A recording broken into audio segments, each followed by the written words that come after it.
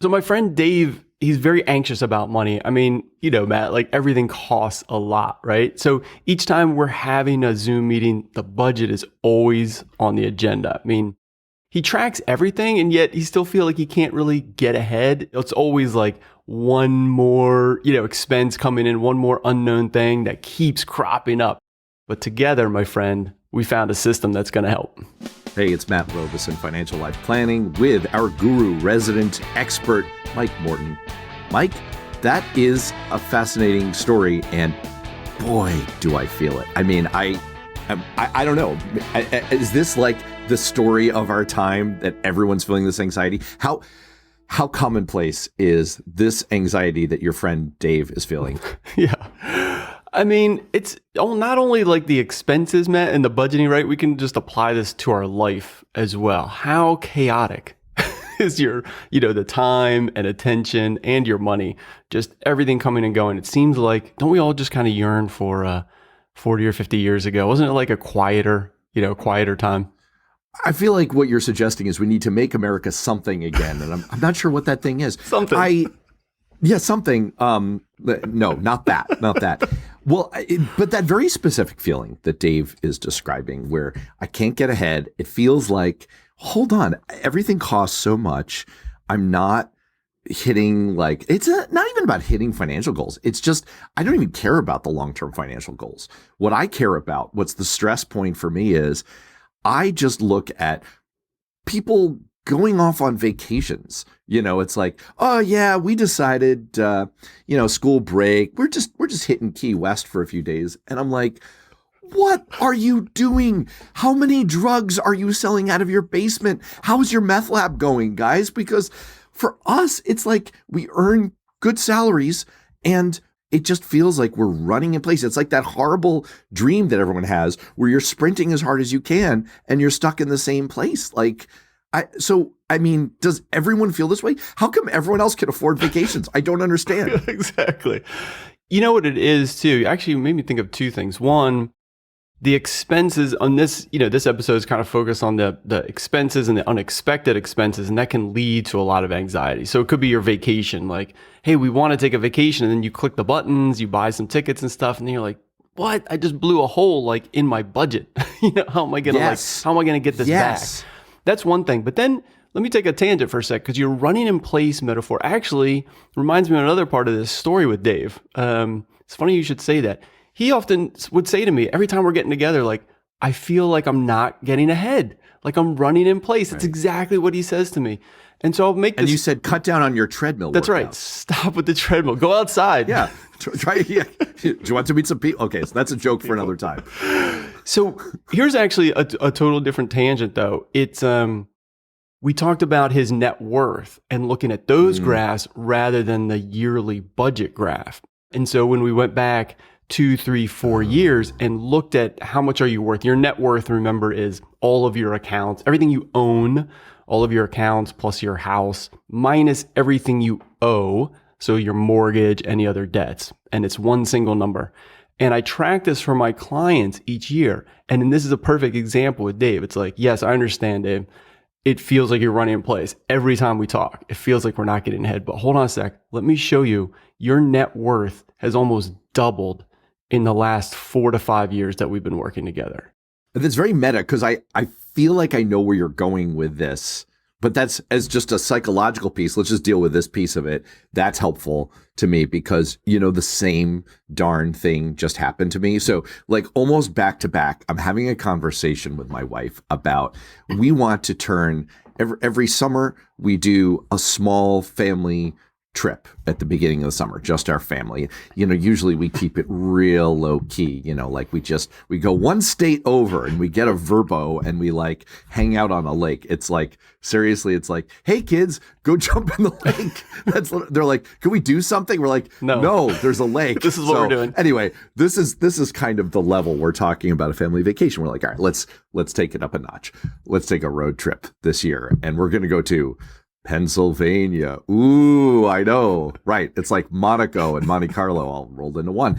And then we started looking at, here's how much it costs to rent a van. We're going to rent a van and then fly back, right? Mm-hmm. Here's how much it costs to rent a van. Here's how much hotels cost. Here's how much fuel costs.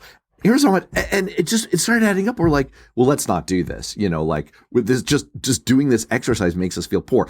Literally the next week, for another thing that I'm sure we'll do a show about because you want to dissect my financial life. For another thing, I had to kind of estimate my net worth. And first of all, I found out that people were telling me I'm worthless. I don't agree with that. I feel like I'm worth something. No, in fact, my net worth has increased because I save, and it doesn't ever feel like it. I do one set of exercise, which is, how do I feel about putting some money into a trip? Not even like a super sophisticated trip, but like family of 5. And it's like, wow, that's thousands and thousands of dollars. I'm not sure I want to do that. That's one thing. But then I step back and I look at the whole picture, and it's like, on the other hand, we're on a very healthy trajectory. So thanks. That's helpful. No, and I think it's a really, really great framing, because your example is perfect. Same with Dave's story. It's feeling like, geez, I'm not sure I can do this. I'm blowing a hole in my budget. This is like thousands of dollars. But when you step back and say, oh my gosh, we are making a lot of progress.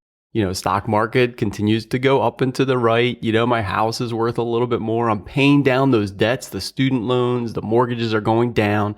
So we're making a ton of progress that I think it is really important to put it in that context and to take those trips, because those experiences for you and your family are what you're going to look back on and celebrate and enjoy. You're putting, experiences in the bank that you will keep enjoying for many years. And I'm telling you, so many clients are older and have money now and wish they had done more things, little bits and pieces, a couple $1,000 here, a trip there, whatever you can do. Like, you want to take advantage of looking at your net worth and saying, you know what, we could afford a few $1,000s. Doesn't feel like it from the budget, but as your net worth is growing, I think it's another great way of looking at what you can afford and putting some effort into those things that are going to pay dividends for you and your family in the future. All right. Can we connect a dot here? Because that was both a tangent and it was sort of like an appetizer in the main course. It was a tangent, but it's also, I feel like that connects to the larger point and sort of the cliffhanger you left us with at the open. What you opened with was talking about Dave. He's anxious about money. He feels like he's running in place. He's like a super tracker, right? Like in Twilight, like he's that vampire who's a tracker, and he's keeping track of all of his expenses. And it's like, boy, always one more thing is coming up, and then you said you found a system that can help.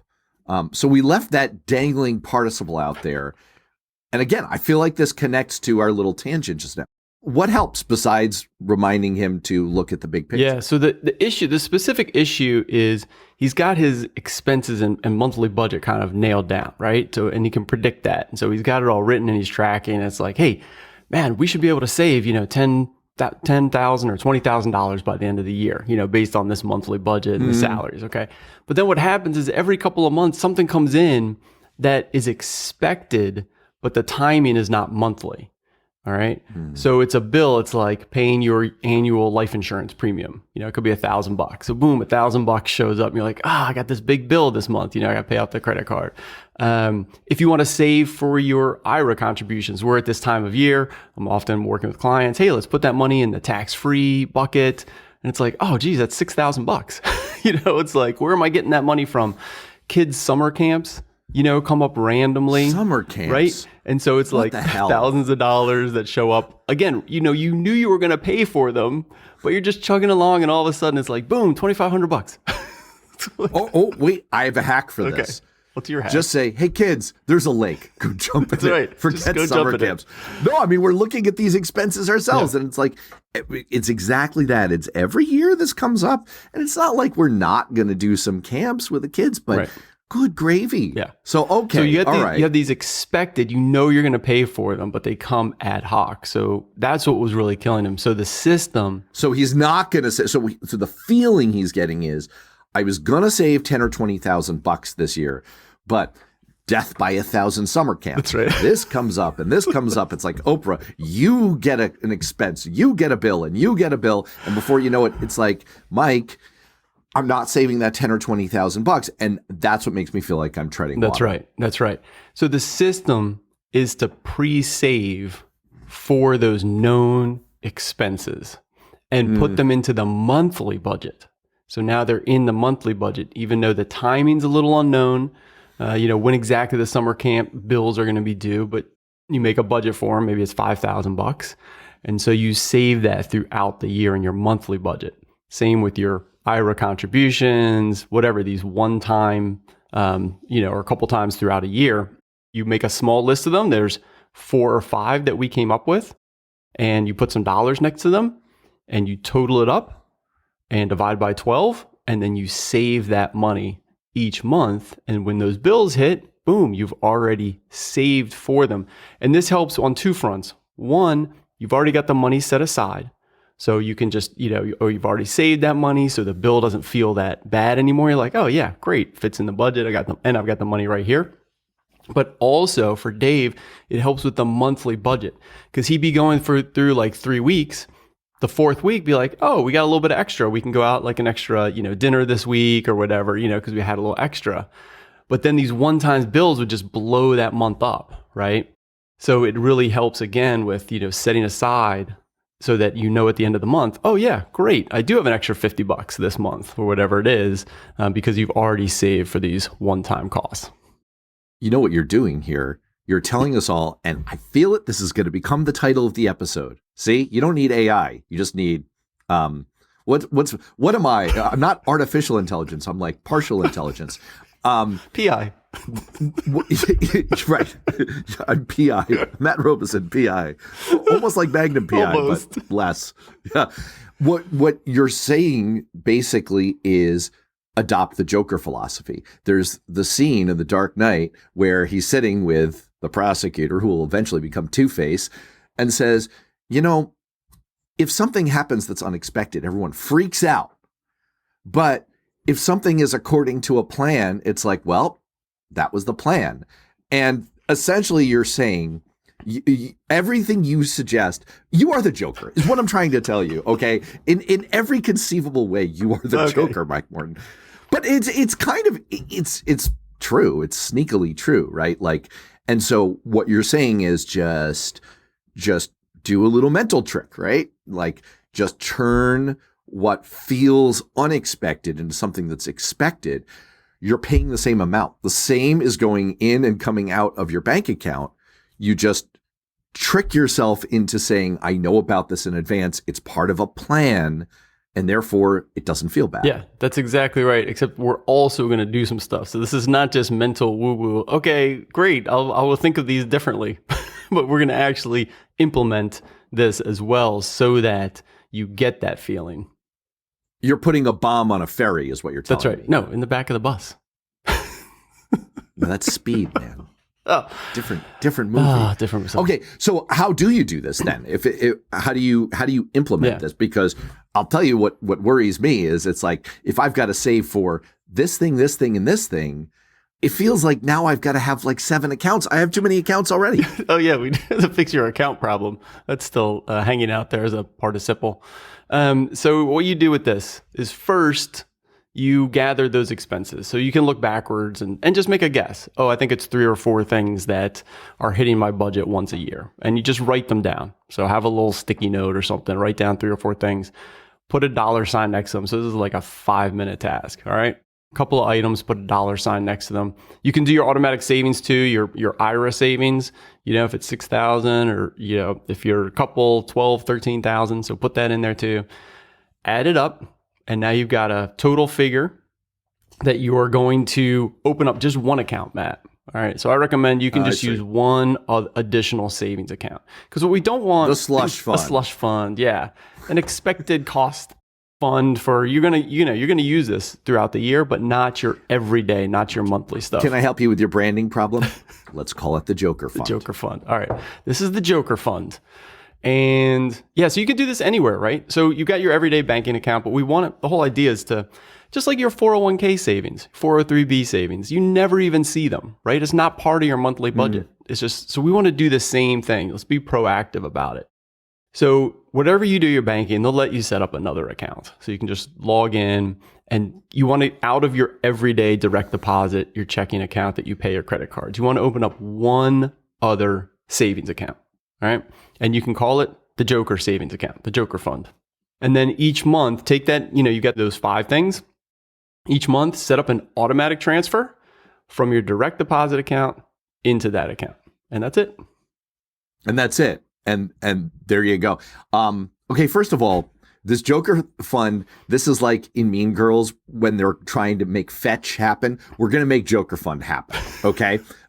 This is a thing now. We've copyrighted it. It's over. This is called the Joker fund. This is how you turn the unexpected into a plan and go from feeling panicked about it to feeling good about it. Okay. So the readback is, it's very simple arithmetic. It's just, here are all the things that feel like they're coming out of left field and walloping me throughout the year. It's not that hard to figure out what they are. Dollar amount, divide by 12. That is the monthly set aside that I'm going to have directly transferred from one account into the Joker fund. And then I'm going to pay for things out of the Joker fund. That's it, man. Yeah. How easy is that?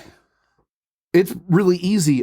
So this is mostly a mental transubstantiation, but it feels like it's also valuable from an overall financial planning standpoint, because it helps you to get a better handle on, these seemingly ersatz, random, kind of things that are incoming, and it helps you to focus on that bigger picture that you were suggesting as a palliative to, oh my gosh, it feels like I'm running in one place. So this gets incorporated into your plan, and then that helps you to focus on, now let's look at overall what's happening with assets, liabilities, and net worth. Yeah, I mean, it really helps because it's just organizing the information in a way that aligns with your everyday life. So it's, it's analogous to like email or your work. Stuff is confusing. There's stuff popping in all the time. Is it urgent? Is it necessary? Is it important? Do I have to do this right now? There's all kinds of things. So we all have systems, right, that help us keep organized around that. And so this is the same. It's a financial system. Yeah, it's the same money. You have the same 24 hours in a day. How much are you going to get done? How many emails are you going to answer? What work are you going to work on? You organize that, right, and have a system. This is the same thing. It's just a system to help you feel more organized about the money and where it's going. One last question. Since this is money that should be accessible, and we've talked recently about how much you want to keep, not even in cash, but in readily usable form. On the other hand, interest rates are relatively high right now as we record this. Maybe they won't be by the time people listen to this.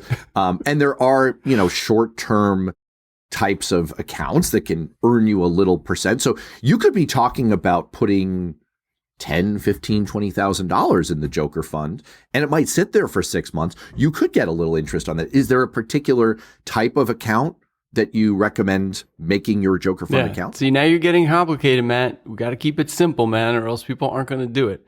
Yeah, you're just selecting account types. No, you're always talking about it's a drop-down menu. Come on, man. All right, yes, use a savings account. Hopefully your bank, wherever you're opening this account, just do it there. That's the easy, low-hanging fruit. Yes, savings account. Yes, if you can put it in a money market, hopefully you're getting about 5% interest on this money. If not, then you could do it at, Fidelity, Schwab, or whatever, and transfer money there and use the money market. But the thing is, I wouldn't bother so much. I would just have it in whatever bank you're currently using.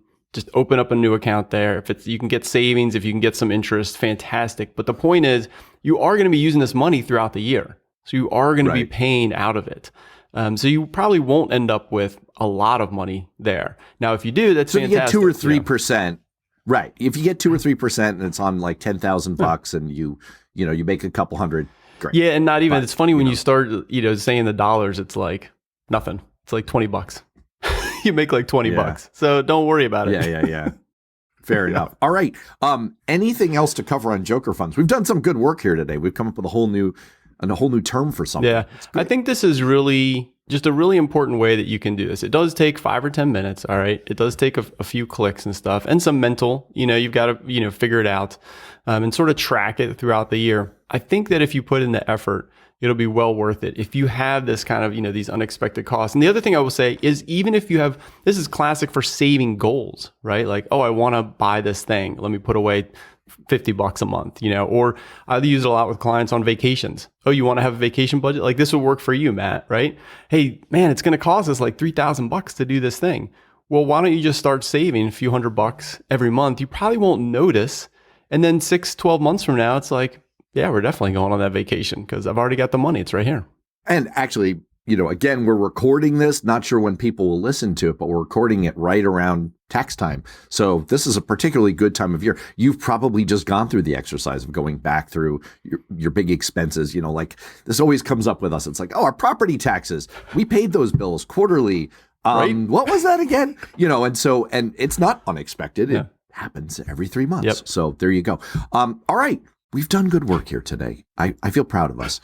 Now we can go relax. Excellent. Done our work for today. Give a conundrum for people on a ferry. All right. For Mike Morton, I'm Matt Robison. We will see you next time. Thanks, Matt. Thanks for joining us on Financial Life Planning. If you like what you heard, please subscribe to and rate the podcast on Apple iTunes or Spotify or wherever you get your podcasts. It makes a massive difference.